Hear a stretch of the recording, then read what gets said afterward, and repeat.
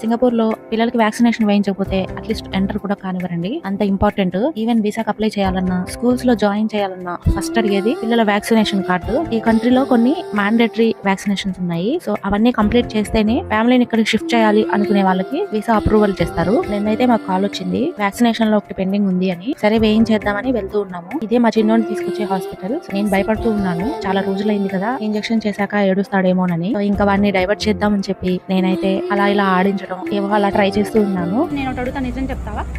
నీకు ఇంజెక్షన్ అంటే భయంగా ఉందా? నిజంగా భయం లేదా?